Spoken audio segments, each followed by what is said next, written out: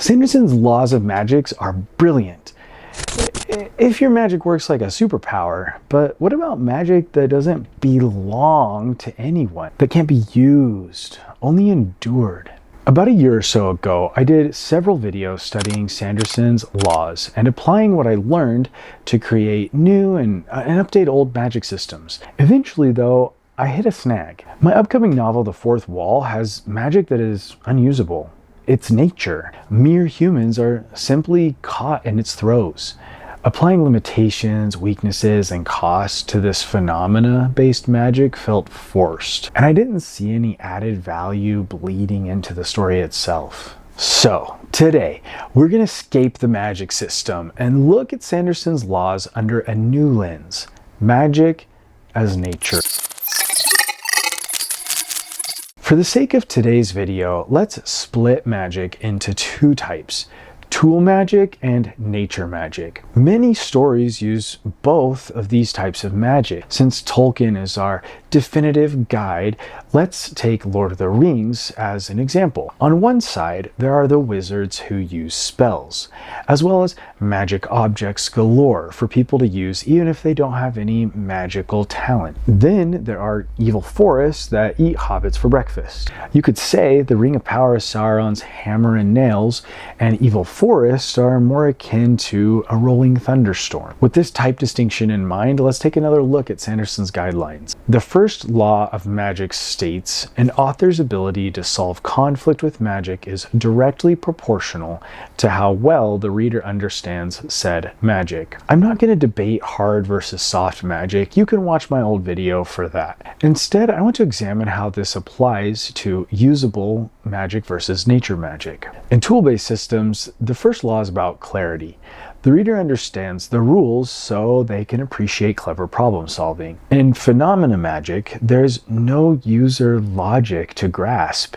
The understanding comes through pattern, feeling, or symbolism, not mechanisms. You could say when magic is nature, understanding isn't knowing how magic works, but what it means. We understand magic emotionally and thematically, even if we can't diagram the rules. So I think the first law still works. I think it's just hard to apply with the current wording. I think reader understanding becomes reader resonance. Magic solves conflict not through logic, but through revelation or alignment with theme. The second law is that limitations are greater than powers. This law works great for tool magic. Fire is weak to water, it costs energy, or you can't use fire unless the sun is up. For phenomena magic, this law falls apart. Oh, hey, excuse me, sorry. This will be quick, I promise. I just want to let you guys know that I'm going to be reading my short story, Throne of Bones, live here on the channel on Thursday, January 29th at 8 p.m. Mountain Time. If you haven't read it yet, there's a link to it in the description below. It's free. All you got to do is sign up for my email list. Mark it on your calendars, January 29th, 8 p.m. Back to the video. Sorry. The second law is that limitations are greater than powers. For phenomena magic, this law falls apart. I mean, let's think of a storm. What is the cost of a storm existing? I can think of the cost to people who experience a tornado, but it doesn't feel very interesting to define what cost nature has to pay for creating a tornado. And honestly, that just sounds weird. The same applies to weaknesses. What's a tornado's weakness? I mean, I think if that mattered or if we knew, we would have used it by now.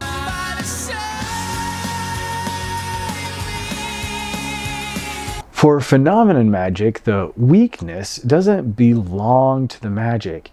It belongs to the people experiencing it. People are weak to being hit by lightning. They are afraid of thunder. They build structures with weaknesses that innovate to make up for those weaknesses. The cost isn't a mana bar, it's existential, cultural, or psychological. This is where the second law shows its limits. So let's rewrite it to apply better to acts of nature. What magic forces characters to confront is more interesting than powers. In my upcoming novel, The Fourth Wall, there is a phenomenon called elevating, where authors with popular stories will essentially be lifted from their current lot in life to a completely new one. It's disorienting for the person being elevated, but it's arguably worse for the person who used to live in the elevated person's new apartment and suddenly doesn't. People do attempt to control this phenomenon, and many government agencies and departments exist to manipulate it in their favor, but in the end, they don't actually have any control. The magic itself isn't the story. It's the hoops the government jumps through and the way Andre chooses to act when faced with the possibility of his novel being added to the country's purge agenda. That's what makes the interesting story. None of this works as a story because elevating has a cost. It works because of what it does to people who can't stop it. The third law works really well examining it under this new context. Expand on what you have before you add something new. In tool-based systems, this means deepen your rules, don't add new powers. In phenomena systems, it means something deeper. Let the magic echo through everything. We don't necessarily need explanations, but to see the ripples of this power. That could mean how the magic changes politics, culture, religion, art, or relationships, how different people interpret the same acts of nature, how it evolves symbolically throughout this story.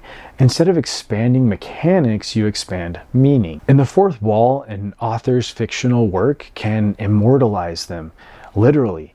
But one day I had the question, what about people who died before their works became popular? And thus the undead were born. It was natural. I never intended to add undead to this world. I actually hate undead, and I don't enjoy them in the majority of fiction, but the magic of the world, the nature of the world, brought them to life. The third law occurs as exploring what nature means in this world and how its peoples and cultures are shaped. If you want to see magic treated as nature rather than a system, my short story, Throne of Bones, is built on that exact philosophy. It is available for free in the description below.